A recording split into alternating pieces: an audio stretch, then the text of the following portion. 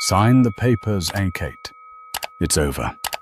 I need a woman who fits my future, not a housewife who's holding me back. Those were the last words Adrian Cross said to the woman who had quietly built his empire from the shadows. He thought he was discarding a plain, unambitious anchor to marry a supermodel who looked the part of a CEO's wife. He didn't know that the boring woman sitting across from him wasn't just Kate the housewife. She was Catherine Hale Vanderbilt, the silent matriarch of the Ascension Trust, a $1 trillion fund that owned half of Wall Street.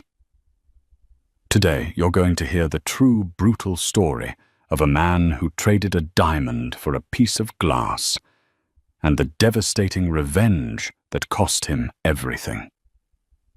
This is he divorced her for another woman. Unaware, he lost a $1 trillion queen. The rain in Manhattan didn't wash away the grime. It just made the city look like it was weeping oil. Inside the penthouse suite of the Pierre Hotel, the atmosphere was drier than the Sahara and twice as cold. Adrian Cross stood by the floor-to-ceiling window, looking down at Central Park. He adjusted the cuffs of his bespoke Brioni suit, checking his reflection in the glass. He looked every inch the tech mogul of the year, 34 years old, sharp-jawed with eyes that used to look at his wife with adoration, but now held only impatience. "Are you done reading yet?" Adrian asked, not turning around. Sitting at the mahogany dining table was Catherine, Kate. To the outside world, she was the invisible Mrs. Cross. She wore a simple beige cardigan that had seen better days and no makeup. Her hair was pulled back in a practical, messy bun. She didn't look like the wife of a man whose company, Cross Dynamics, had just been valued at $3 billion. She looked like a relic, a ghost of his struggling past. Kate looked down at the divorce settlement. The terms were generous, theoretically. $10 million. The beach house in the Hamptons, a clean break. But the money meant nothing to her. "Adrian." Her voice was soft, lacking the tremor he expected. "Is this really what you want? We've been together since you were coding in a basement in Queens. I've been your partner." "You were my partner when I was nobody, Kate," Adrian said, finally turning to face her. His expression was pitying, which hurt more than anger. "But look at us. I'm attending galas at the Met. I'm shaking hands with senators and the heads of J.P. Morgan. And you're happy staying home baking bread and reading books." "I stay home because you asked me to manage the private accounts," Kate reminded him gently. "Because you said you didn't trust the accountants." "That's administrative work, Kate. I'm talking about image. I need a wife who can walk a red carpet, a wife who speaks 3 languages, a wife who matches the brand." He didn't say her name, but they both knew who he meant. Jessica Vane. Jessica was everything Kate wasn't. Tall blonde, an influencer with 4 million followers and a fake British accent. She was the daughter of a minor steel magnate, giving her just enough pedigree to dazzle Adrian, who was desperate to be accepted by old money. "It's Jessica, isn't it?" Kate signed the last page of the document. She didn't cry. She closed the folder with a definitive thud. Adrian sighed, relieved. "She understands the world I live in now, Kate. She can help me expand into the European markets. Her father knows people in Monaco. Look, I don't want to be cruel. You're a good woman. But we've outgrown each other. You're simple. I'm complex." Kate stood up. She was shorter than him, but for a split second, Adrian felt a strange shift in the air pressure. A heaviness. She looked him dead in the eye, her brown eyes suddenly sharpening into something resembling obsidian. "Simple," she repeated. A dry, humorless chuckle escaped her lips. "You think I'm simple because I chose to be quiet. You mistake silence for ignorance, Adrian. That has always been your fatal flaw. Don't make this dramatic. Adrian checked his Rolex, a gift Kate had bought him 3 years ago, though he told people he bought it himself. The driver is downstairs. He'll take you to the apartment in Brooklyn until the Hamptons house is transferred. I don't want the house, Kate said. She picked up her old leather tote bag. And I don't want the 10 million. Adrian blinked. Excuse me. Don't be an idiot. Take the money.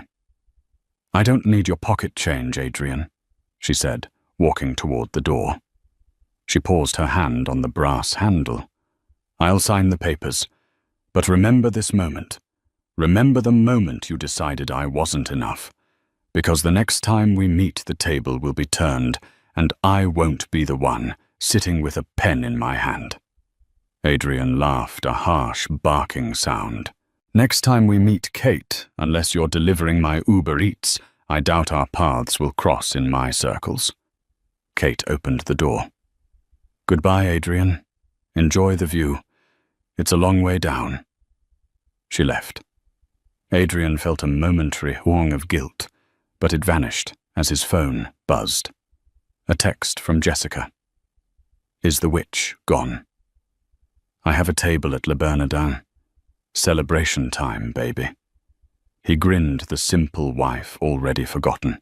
He was free, he was rich, and he was about to conquer the world. 3 months had passed since the divorce was finalized. To the public, Adrian Cross was living the dream. The tabloids, Page 6 Daily Mail, were obsessed with him and Jessica Vane. They were the power couple of the quarter. Jessica was always draped in Chanel, hanging off Adrian's arm at charity galas, flashing a massive 10-carat diamond ring. But inside the glass-walled boardroom of Cross Dynamics, the atmosphere was rotting. I don't understand. Adrian slammed his fist onto the marble table. Explain it to me again. Why did the financing for the Alpha project fall through Goldman was on board last week? His CFO, a sweating man named Gary, loosened his tie. It's not just Goldman, Adrian. It's Wells Fargo. It's the private equity firms in London. They all pulled out, simultaneously. Why? Adrian demanded. Our numbers are perfect. We have the user base. They're citing risk assessment protocols, Gary stammered. But honestly, Adrian, it feels personal. One of the bankers at Credit Suisse let something slip off the record. He said they received a red flag directive. From whom? The Ascension Trust. The room went silent. Adrian froze. He knew the name. Everyone in finance knew the name. The Ascension Trust was the white whale of global finance. It was a sovereign wealth fund that operated privately, rumored to manage over $3 trillion in assets. They owned shipping lines, earth mines, pharmaceutical patents, and substantial stakes in almost every major bank. They were invisible, silent, and omnipotent. We've never done business with Ascension, Adrian said, confused. Why would they flag us? I don't know, Gary said. But when Ascension flags a company, the rest of the market follows. They're afraid to touch us. If we don't get that $500 million injection by next month, the Alpha project is dead. And if Alpha dies, our stock price tanks. Adrian paced the room. Get me a meeting with them. Who's the CEO of Ascension? No one knows, Gary said. It's run by a board of proxies. The actual owner, the head of the family, is a ghost. Rumor has it the leadership changed hands, recently returned to the direct heir of the founding family.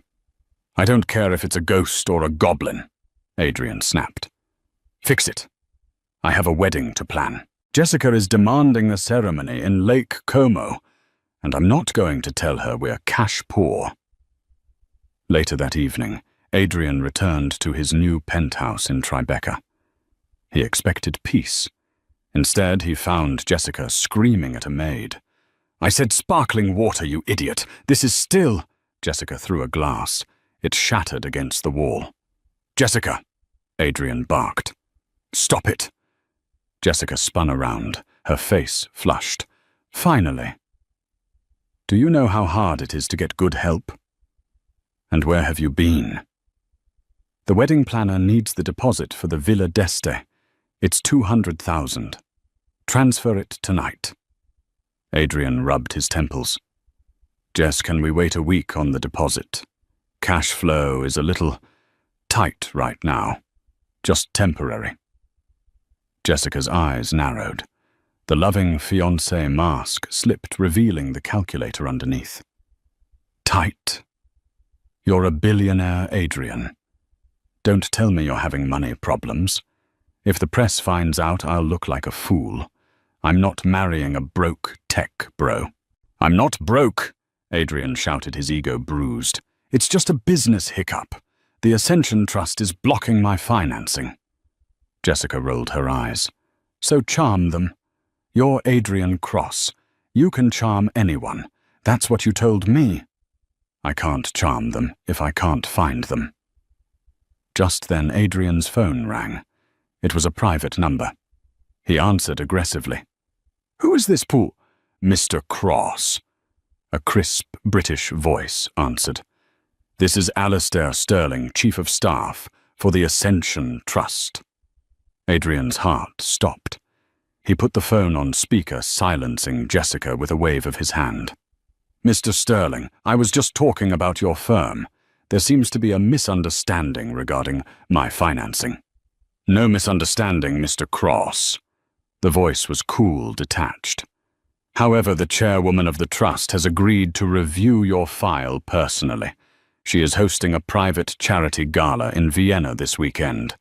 The Golden Masquerade. You are invited." "I'll be there," Adrian said immediately. "And my fiancé. The invitation is for you alone, Mr. Cross. The chairwoman values discretion, and she prefers to deal with the decision-makers." Adrian looked at Jessica, who was fuming. "Fine. I'll be there alone." "Good. The chairwoman is eager to see if the reality of Adrian Cross lives up to the reputation." The line went dead. "You're going without me," Jessica screeched. "To Vienna. Who is this chairwoman?" "It's business, Jessica." Adrian grabbed his jacket. "If I land this deal, we get the wedding, the house, the jet, everything. If I don't, we lose it all. So shut up and let me work." He stormed out. He didn't know why, but as he rode the elevator down, his mind drifted back to Kate. Kate never threw glasses. Kate never demanded deposits. When his first company failed 5 years ago, Kate had sold her grandmother's jewelry, the only valuable thing she owned, to make payroll for his employees. She had handed him the check and made him a grilled cheese sandwich, telling him, "Money is loud, Adrian, but wealth is quiet. You'll make it back." He shook his head. "Stop it," he told himself. Kate was a doormat. This chairwoman. She's the real deal. A $1 trillion queen. I just have to convince her I'm worth the investment. Little did he know he had already convinced her. He had convinced her he was worth absolutely nothing. The flight to Vienna was somber. Adrian took the corporate jet, sipping scotch, reviewing the dossier his team had scraped together on Ascension. It was terrifyingly sparse. Ascension Trust, founded 1920. Assets, real estate, tech, aerospace, sovereign debt. Primary shareholder. The Vanderbilt Hale lineage. Hale. Adrian paused. He stared at the word. Hale. Kate's maiden name was Hale. He laughed out loud in the empty cabin. No, impossible. Kate Hale was a girl from a small town in Connecticut. Her father was a librarian. She shopped at Target. She clipped coupons. The idea that his ex-wife, who wore oversized T-shirts to bed, was connected to the Vanderbilt Hale banking dynasty was ludicrous. It was a common name, like Smith or Jones. "You're losing your mind, Cross," he muttered. "Focus on the pitch." He landed in Vienna on a snowy Friday evening. The instructions led him to the Hofburg Palace. This wasn't just a party. It was a gathering of the people who actually ran the world. He saw the Prime Minister of Italy. He saw the CEO of Aramco. Adrian put on his mask, a sleek black domino mask, handed to him at the door. Everyone was masked. It was part of the game. He wandered the ballroom, champagne in hand, feeling small for the first time in years. He was a shark in a pond, but here he was, swimming with leviathans. "Mr. Cross." He turned. A man in a tuxedo, the one who had called him Alistair Sterling, bowed slightly. "The chairwoman will see you now. She is on the balcony." Adrian straightened his tie. This was it. This was the pitch of his life. He followed Alistair up a marble staircase away from the noise of the orchestra. They reached a secluded balcony overlooking the snowy streets of Vienna. A woman stood there. She was facing away from him, looking out at the city. She wore a gown of midnight blue velvet that hugged her figure with a train that pooled like liquid sapphires around her feet. Her back was bare, revealing skin that glowed in the moonlight. She wore no jewelry except a single massive diamond choker that Adrian recognized from a Christie's catalogue it had sold for $40 million last month. She radiated power. It came off her like heat. "Madame Chairwoman," Adrian said, using his most charming, deep voice. "It is an honor." The woman didn't turn. "Mr. Cross, you've come a long way to beg for money." The voice. It was lower, huskier, refined by elocution lessons, but the timbre. It sent a chill down Adrian's spine. "I've come to offer a partnership," Adrian corrected, stepping closer. "Cross Dynamics is the future. Your red flag is a mistake. I'm the best in the industry." "The best?" The woman turned slowly. She wore a mask made of white gold and diamonds that covered the upper half of her face. But her mouth, her lips were painted a deep crimson. And her jawline. "You claim to be a visionary, Adrian," she said. "But you have a history of making poor investments. You trade long-term value for short-term assets." "I don't know what you mean," Adrian said, his throat suddenly dry. "I think you do." She reached up and unclasped the mask. It fell away. Adrian stopped breathing. The face was sharper. The makeup was flawless. The eyes were whole and commanding. But there was no mistaking it. It was Kate. But not the Kate who baked bread. This was a Kate who could buy his entire life with the change in her purse. "Hello, Adrian," she said, a cruel smile playing on her lips. "I believe you wanted to discuss my simplicity." The wind on the balcony of the Hofburg Palace whipped around them, carrying the scent of snow and roasting chestnuts from the streets below. But Adrian Cross was sweating. He stared at the woman standing before him. The face was the one he had woken up to for 7 years. The eyes were the ones he had ignored over breakfast 1,000 times. But the posture, the aura, the terrifying stillness that was a stranger. "Kate," Adrian whispered, his voice cracking. "This is a joke. A prank. Did you hire actors? Did you sleep with someone to get in here?" Catherine Hale. Vanderbilt didn't flinch. She simply took a sip of her champagne, the crystal flute looking fragile in her hand. "Typical Adrian," she said, her voice smooth and devoid of the warmth he used to take for granted. "When faced with something you can't understand, you assume it's a trick. You assume I'm incapable." You clipped coupons for laundry detergent, Adrian shouted, stepping forward. Two massive security guards materialized from the shadows, but Catherine raised a hand to stop them. You drove a 2014 Honda Civic. You cried when we went over budget on groceries. I respected our budget because you set it, she corrected him calmly. I lived the life you could afford, Adrian, because I wanted to be your partner, not your savior. I wanted to know if you loved me, or if you would just love what I could give you. She walked over to the stone railing looking out at the city lights. My grandfather was Silas Hale. You know the name? Adrian felt the blood drain from his face.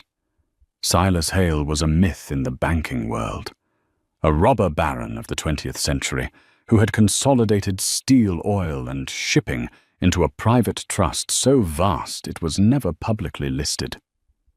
He died 10 years ago, Adrian stammered, and left everything to his only granddaughter, Catherine said. I was 24. I was terrified of the shark tank. So the board of trustees managed the assets while I tried to find a normal life. I met a young, ambitious coder in a coffee shop in Queens. He seemed hungry, passionate, and he didn't know who I was. It was intoxicating. She turned back to him. The moonlight hit the diamonds at her throat, scattering light across her face. I loved you, Adrian. I loved you enough to play the role of the supportive, simple wife. I waited for you to build your own empire. I thought once he feels secure, he'll see me. But you didn't. As you got richer, you got smaller. You became shallow. You traded substance for shine. Adrian's mind was racing. He was doing the math. If she was the Hale heiress, the alimony he had given her, the $10 million. 10 million, he muttered, a hysterical laugh bubbling up. I gave you $10 million to go away. That's why you didn't fight for more. It wasn't pride. It was indifference. It was pocket lint, Adrian, Catherine said icily. I make $10 million in interest every 4 hours. The reality hit him like a physical blow. He fell back against a stone bench. He had divorced a woman worth trillions to marry an Instagram model who panicked over a credit card decline. Why tell me now? Adrian asked, looking up at her. Why bring me here to gloat? To give you a chance, Catherine said. Adrian sat up straight. Hope, desperate and pathetic, clawed at his throat. A chance. I am a businesswoman first, Adrian. I don't let emotions dictate the market. You have a company. It's failing because I flagged it. I admit that was personal. A moment of weakness. She placed her champagne glass on the ledge. Convince me, right now. Pitch me cross dynamics. If you can prove to me, to Catherine the chairwoman, not Kate, your ex-wife, that your company has actual value beyond your ego, I will lift the red flag. I will fund you. Adrian stood up. This was it. He could fix this. He was a salesman. He smoothed his suit. He went into his pitch. He talked about user acquisition costs, about the proprietary algorithm for the Alpha project, about the projected Q4 revenue. He spoke for 10 minutes using every buzzword, every charm tactic, every power pose he knew. When he finished, he was breathless. He smiled, confident. So the numbers don't lie. Catherine looked at him for a long moment. Then she sighed. It was a sound of profound disappointment. You didn't mention the product, she said softly. What? You talked about revenue. You talked about market share. You talked about yourself. She shook her head. You didn't once mention what the Alpha project actually does for people. You didn't mention the privacy concerns your engineers raised in the ethics memo last week. Yes, I have that memo. You didn't mention that your proprietary algorithm is based on stolen code from a developer in Bangalore you fired without severance. Adrian's mouth fell open. How do you... I own the data centers you rent, Adrian. I own the bank that processes your payroll. I see everything. She stepped closer, her eyes hard. You haven't built a company. You've built a scheme. It's hollow, just like your new life. She turned to Alistair Sterling, who had been standing silently by the door. Mr. Sterling, escort Mr. Cross out. The Ascension Trust declines his proposal, and initiate Phase 2 of the audit. Wait. Adrian scrambled after her as she walked away. Kate, please think about what we had. I'm sorry, I made a mistake. Jessica means nothing to me. Catherine stopped. She didn't turn around. That's the problem, Adrian, she said to the empty air. Nothing means anything to you. You're bankrupt, in every sense of the word. She vanished into the ballroom. Adrian was grabbed by the arms. The security guards didn't ask him to leave. They dragged him. As he was shoved out the back exit of the palace into the freezing Vienna night, he realized he didn't even have his coat. He stood in the snow, shivering, the echoes of waltzes drifting from the windows above. He pulled out his phone. He had to call someone. He dialed Jessica. Hello. Jessica's voice was loud. She was at a club. Did you get the money? Can I book the villa? Jessica, Adrian said, his teeth chattering. We need to talk. I can't hear you. Just text me the confirmation number. She hung up. Adrian looked at the phone. He looked up at the palace. He screamed a raw sound of frustration that was swallowed instantly by the vast, indifferent city. The return to New York was not the triumphant entry Adrian had imagined. He flew commercial business class, but still a humiliation for a man who owned a Gulfstream, which was currently grounded due to maintenance issues that were actually unpaid hangar fees. When he landed at JFK, the news was already breaking. CNBC alert. Cross dynamics. Stock plummets 23%. Amid rumors of failed financing. Adrian sat in the back of his Uber, watching the red arrows on his phone screen dive downward. Every tick down was another $1 million of his net worth evaporating. He arrived at the Tribeca penthouse to find chaos. The apartment was filled with half-packed suitcases. Jessica was storming around the living room, wearing a silk robe and holding a glass of vodka. It was 11 a.m. "You're back!" she shrieked. "Do you see this? My friends are texting me. They're asking if we're broke. Vogue just cancelled my feature for next month because they heard rumors of instability. Fix this, Adrian." Adrian dropped his bag. He looked at Jessica, really looked at her. Her face was contorted with selfishness. There was no concern for him, no question about how the trip went. Just worry for her social standing. "The deal didn't go through," Adrian said flatly. Jessica froze. "What?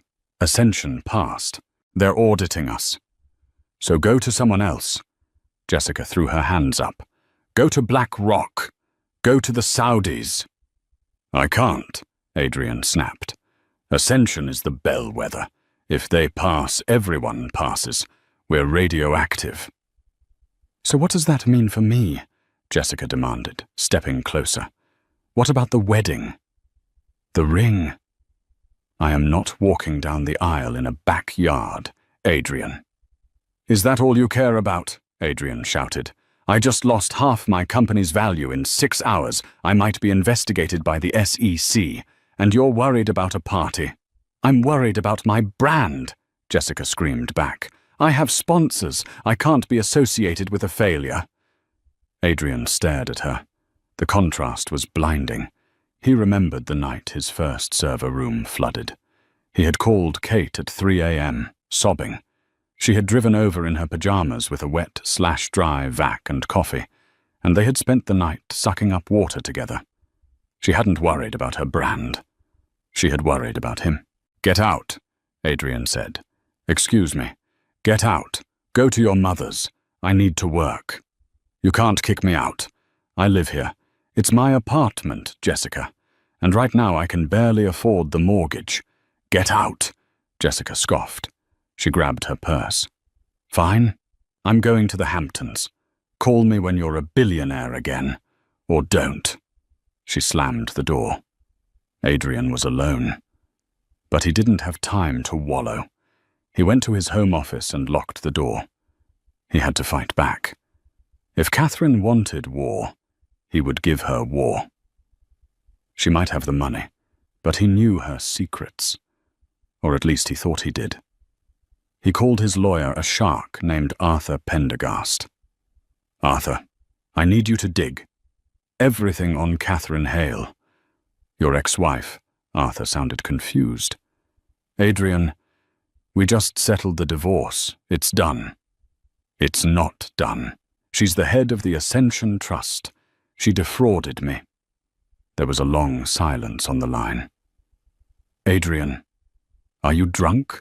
I'm serious. She hid her assets. That's fraud. If she's worth trillions, I'm entitled to half of the appreciation of those assets during our marriage. I want to sue for a readjustment of the settlement. I want billions, Arthur. Arthur sighed. Adrian, listen to me closely. If she is the head of Ascension, you don't sue her. You run, you hide. Those people don't play by the law. They write the law. Just file the damn suit. Adrian slammed the phone down. He spent the next 3 days in a caffeine-fueled haze, trying to keep his company afloat. He fired 30% of his staff via Zoom. He sold off the patent rights to his earlier inventions. He stopped paying vendors. It was a desperate attempt to stop the bleeding. But Catherine was everywhere. On Tuesday, the Wall Street Journal ran a front-page exposé, The Hollow Tech Inside the Ethical Nightmares of Cross Dynamics. The source was anonymous, but the documents were internal memos only the CEO and the board had access to, or someone who owned the servers. On Wednesday, the Department of Labor opened an investigation into his hiring practices. On Thursday, his bank accounts were frozen. Not by the government, but by the bank itself citing suspicious activity reviews. The bank was a subsidiary of a holding company owned by Ascension. Adrian was trapped in a box that was shrinking every hour. He decided to play his last card. He knew where Catherine was staying. She was in New York for the quarterly board meeting of the Metropolitan Museum of Art. She would be staying at the penthouse of the Carlyle. He didn't call. He went there. He looked like a wreck, unshaven, wearing the same suit for 2 days, eyes bloodshot. He marched into the lobby of the Carlyle. I'm here to see Catherine Hale, he told the concierge. Ms. Hale is not accepting visitors, the concierge said, not even looking up. Tell her it's her husband, ex-husband. Tell her I have the press on speed dial. I'll tell them everything. I'll tell them she's a recluse. I'll tell them she's mentally unstable. It was a bluff and a weak one. But Adrian was desperate. The concierge paused, listening to an earpiece. He looked at Adrian with a mixture of pity and disdain. She will see you. The library. 2nd floor. Adrian stormed up the stairs. He burst into the private library. Catherine was there, sitting in a leather armchair, reading a first edition of The Great Gatsby. She wore a cream-colored cashmere suit that cost more than Adrian's car. She looked serene, untouchable. Blackmail Adrian? She asked, not looking up from the page. Really?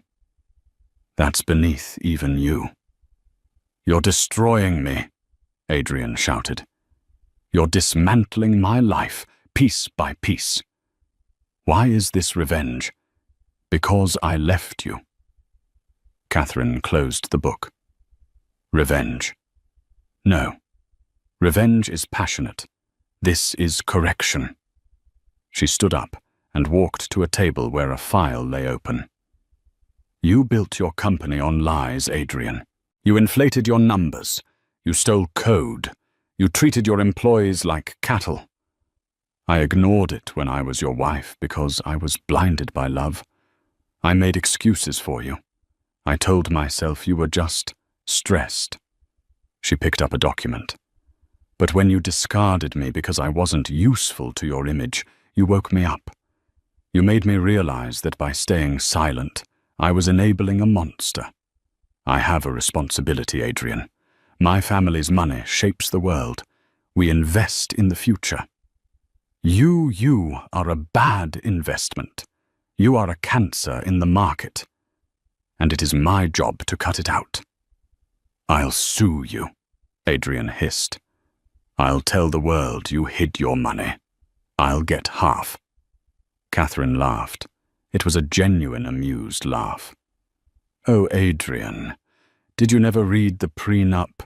We didn't have a prenup. I insisted on it because I thought I was the one with the money. Correction. Catherine smiled. You didn't sign your prenup. You signed the one my lawyers slipped into the closing papers for our first apartment. You thought it was a deed transfer. You really should read what you sign. Adrian froze. Clause 14, Section B, Catherine recited. All assets acquired or held by either party prior to or during the marriage remain the sole property of the original holder if said holder is a beneficiary of the Hale Family Trust. It's ironclad, Adrian. You signed away your rights to my fortune 7 years ago while you were busy bragging about your new loft. Adrian fell to his knees. The floor felt hard and cold. He had been outplayed from the very beginning. He had been playing checkers while she was playing 4D chess. So that's it, he whispered. You're going to leave me with nothing. No, Catherine said. She reached into her bag and pulled out a small white envelope. She tossed it onto the floor in front of him. I'm leaving you with exactly what you started with. Yourself. Adrian stared at the envelope. What is this? A plane ticket, Catherine said. One way, to Cleveland. Cleveland. My auditors found your parents' old house. It was foreclosed on, but I bought it back. It's in your name. It's the only asset you have left that I haven't seized. Go there, Adrian. Start over. Or don't. I don't care. She walked past him toward the door. Oh, she paused. And Adrian, I heard Jessica left you. She's currently on a yacht in the Mediterranean with Victor Drax. You know Victor, my biggest competitor. He hates you, by the way. He thinks your code is sloppy. She opened the door. Goodbye, Adrian. Try not to break anything on your way down. Catherine Hale walked out, leaving Adrian Cross kneeling on the floor of the Carlisle Hotel, clutching a coach ticket to Cleveland, while the city he thought he owned carried on without him. But the story wasn't over. Adrian Cross was a narcissist, and narcissists don't die quietly. As he stared at the ticket, a dark, twisted resolve began to form in his gut. If he couldn't have the throne, he would burn the kingdom. Cleveland, Ohio was a graveyard of gray skies and rusted steel. For Adrian Cross, it was purgatory. The house Catherine had bought back for him, his childhood home, was exactly as he remembered it, which was the problem. It smelled of damp wool and failed dreams. The wallpaper in the hallway was peeling, revealing layers of lead paint underneath. The heating system rattled like a dying lung. Adrian sat on the floor of the living room, surrounded by takeout containers. He had been here for 3 weeks. His bespoke suits were hanging in a closet that smelled of mothballs. His Rolex had been sold to a pawn shop on day 4 to pay for a heater repair and a bottle of cheap scotch. He checked his phone. It was a burner. His old number had been disconnected. He scrolled through the news. Ascension Trust announces $50 billion green energy initiative. Catherine Hale. The silent queen of Wall Street steps into the light. There was a photo of her. She looked magnificent standing next to the president of France cutting a ribbon. She looked happy. Adrian hurled the phone across the room. It cracked against the wall. She thinks she's won, he muttered, his voice raspy from disuse. She thinks she can just discard me like trash. He paced the small room. His narcissism, bruised and battered, was knitting itself back together into something sharper, harder. He wasn't just a failed CEO. He was Adrian Cross. He was a genius. He had built a company from nothing once. He could do it again. But he didn't want to build a company. That took too long. He wanted to destroy hers. He went to the basement. Among the boxes of his parents' junk, he found his old college laptop. It was a brick, heavy and slow, but it worked. He booted it up and connected to the neighbor's unsecured Wi-Fi. He began to type. He didn't have access to Ascension servers. He didn't have money. But he had 7 years of memories. He remembered phone calls Catherine had taken in the middle of the night. He remembered names she had mentioned in her sleep or in passing.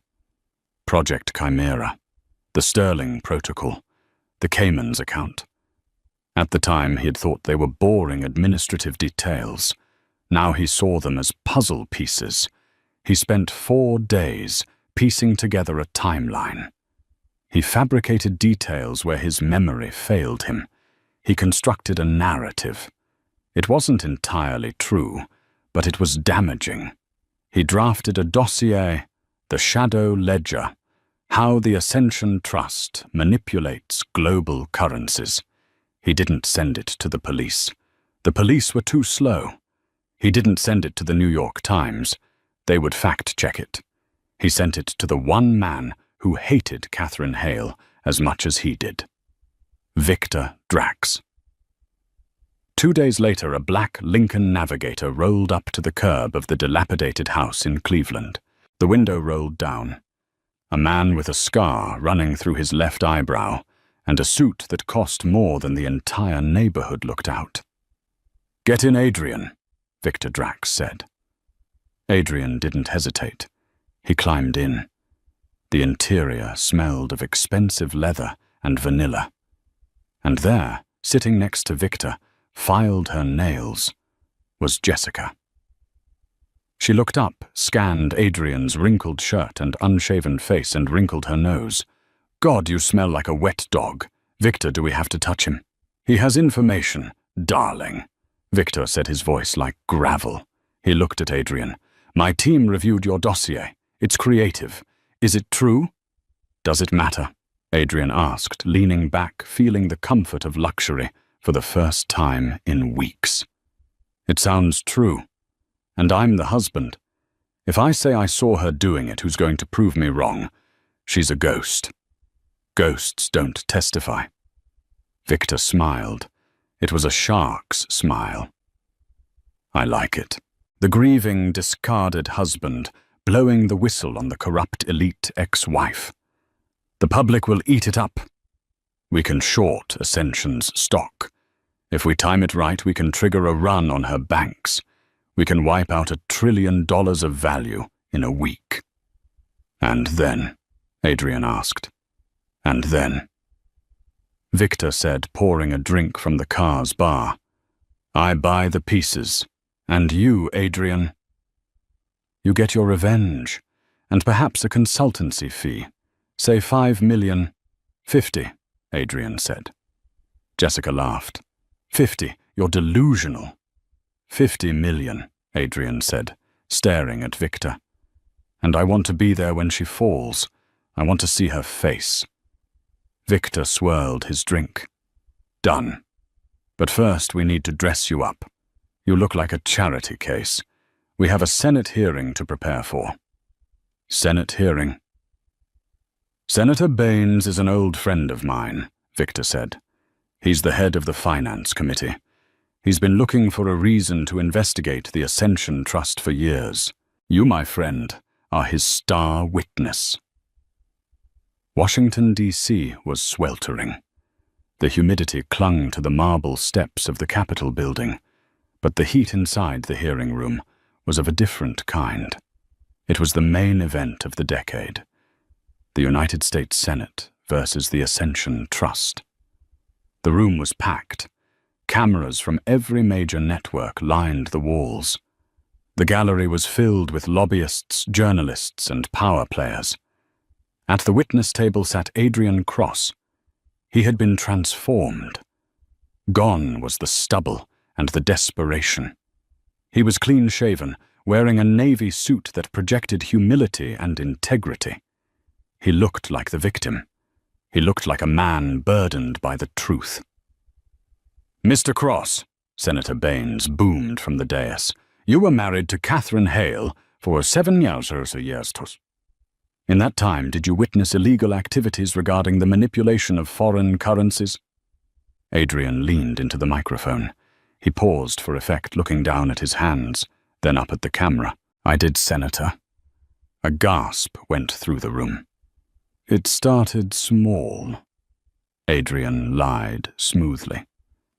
Dinners where she would discuss crashing the Thai baht to buy real estate cheap. Phone calls with central bankers. Catherine. Ms. Hale. She believes she is above the law. She calls the Ascension Trust the invisible hand. She used to tell me that democracy was just a puppet show, and she pulled the strings. "And why did you stay silent?" Baines asked, feigning sympathy. "I was afraid," Adrian said, his voice breaking perfectly. "She's powerful. She controlled my finances, my career. When I tried to leave, she destroyed my company. She took everything.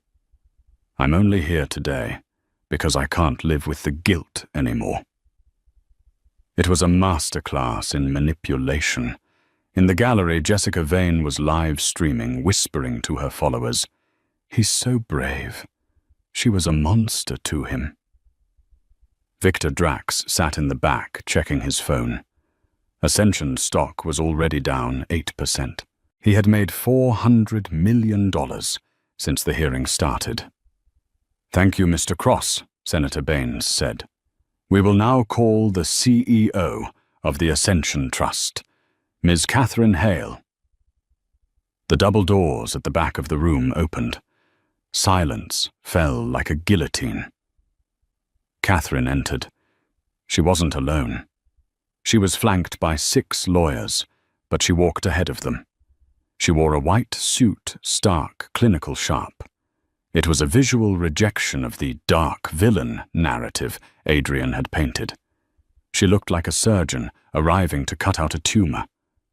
She walked to the witness table and sat down 4 feet away from Adrian. She didn't look at him. Not once. "Ms. Hale," Senator Baines began, his tone aggressive, "you have heard the testimony.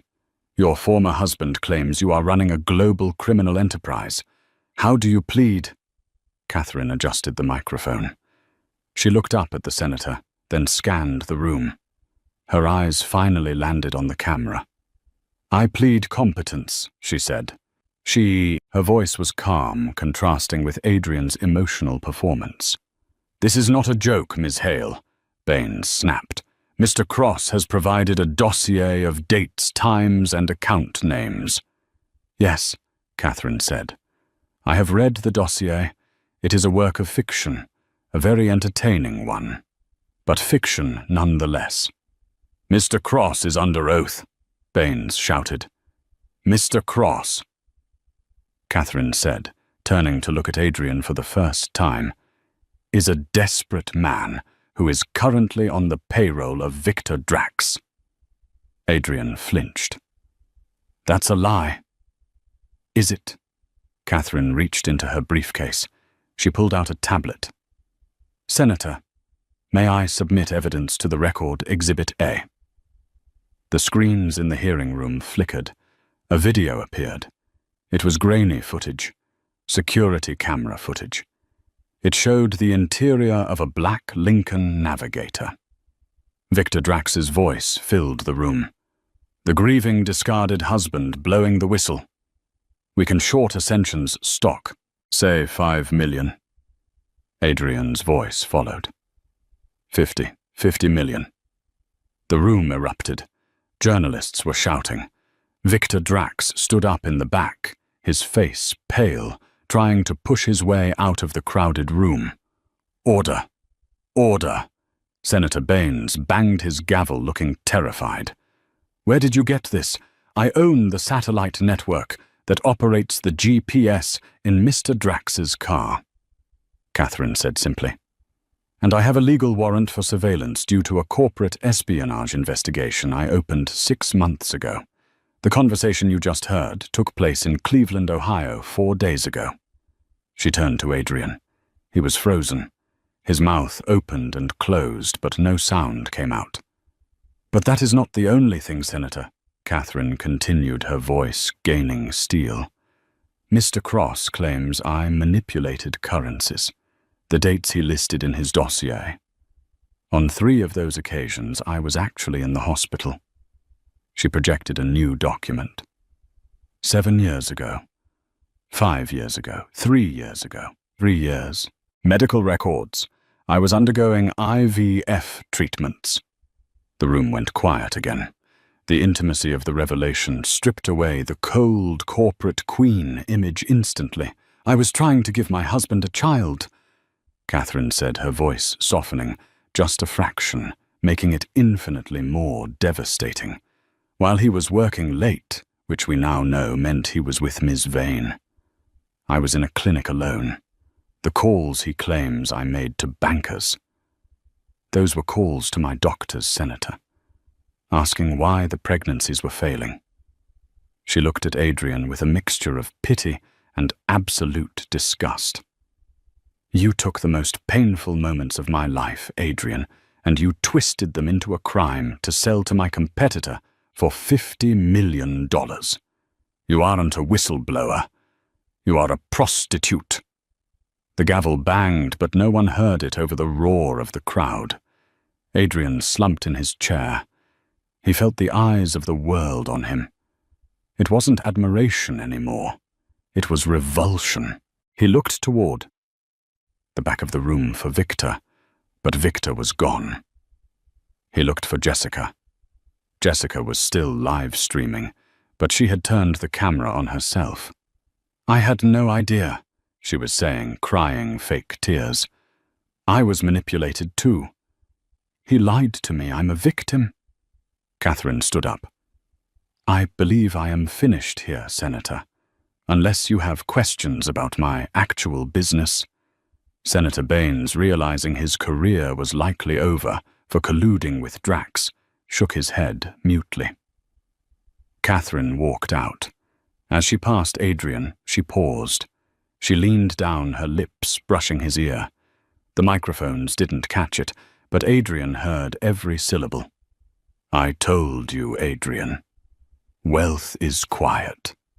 You were too loud." She left him sitting there, drowning in the noise he had created. The steps of the Capitol building were a gauntlet of flashing lights and screaming questions. Adrian Cross stumbled out into the humidity of D.C., but he wasn't walking as a free man. 2 federal marshals gripped his elbows, guiding him through the chaos. "Mr. Cross, did you know about the recordings? Adrian, is it true you're bankrupt?" Adrian looked up, searching the sea of faces for one ally. He saw Jessica Vane standing near a CNN van. She wasn't hiding. She was giving an interview. She dabbed her dry eyes with a tissue, looking straight into the camera. "I was a victim of his manipulation," Jessica sobbed, her voice perfectly pitched for sympathy. "He told me he was the one being abused. I had no idea he was trying to hurt that poor woman. I'm just glad the truth is out." Adrian lunged, straining against the marshals. "You liar! You helped write the dossier. You proofread the lies." Jessica didn't flinch. She looked at him with cold, dead eyes, the same eyes he had looked into when he divorced Kate and turned back to the reporter. "See," she whispered, "he's unhinged." As Adrian was shoved into the back of a squad car, severing him from the world of the wealthy, forever he caught one last glimpse of the steps. Catherine stood there. She wasn't looking at the cameras. She was looking at him. She didn't smile. She didn't wave.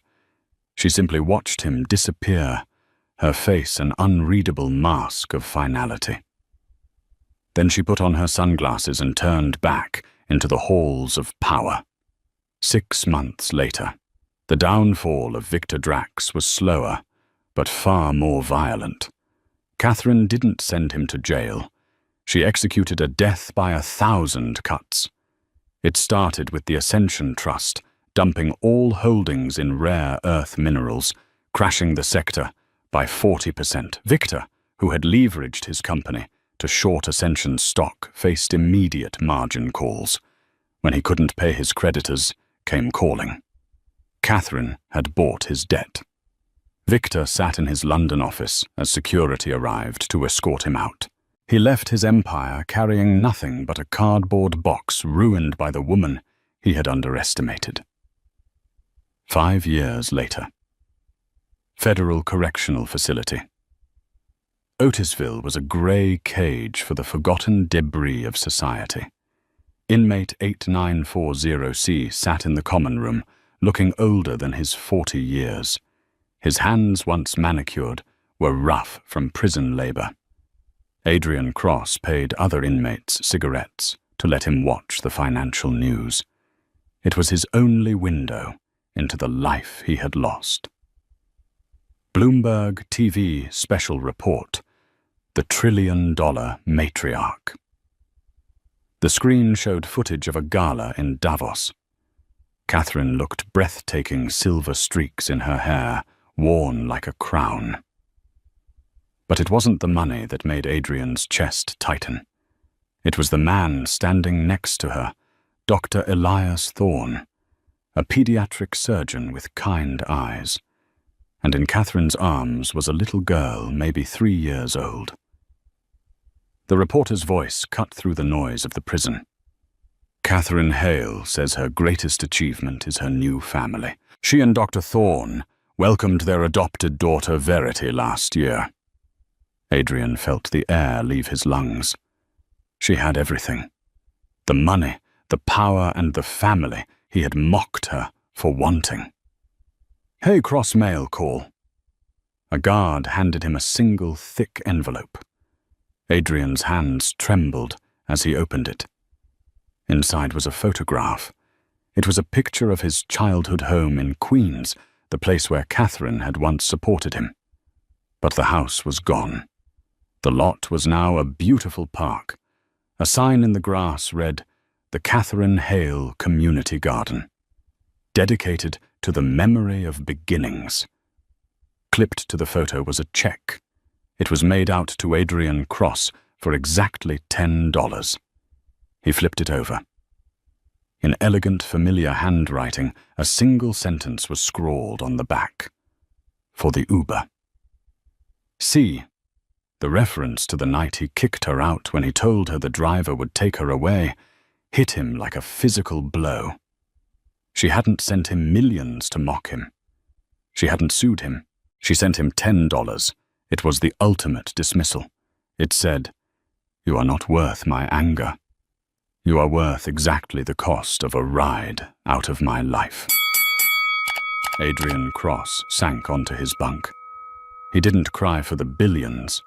He cried because he finally understood the truth she had told him on that balcony in Vienna. He had traded a diamond for a piece of glass. And now, clutching the $10 check to his chest, he realized the glass was broken and his hands were bleeding. And that is the story of Adrian Cross and Catherine Hale. It's a brutal reminder that sometimes the most valuable things in our lives are the ones that don't scream for attention. Adrian chased the noise, the fame, the trophies, and walked away from the quiet power that was holding him up. He ended up with exactly what he fought for, a life of image with no substance. Catherine proved that true wealth isn't just about what's in the bank, but who is standing beside you when the account hits zero. What do you think? Did Catherine go too far with that $10 check, or was it the perfect ending? Let me know in the comments below. If you enjoyed this story of karma and revenge, please hit that like button and subscribe so you don't miss next week's drama. Thanks for watching, and remember, be careful who you discard on your way up, because you might meet them on your way down.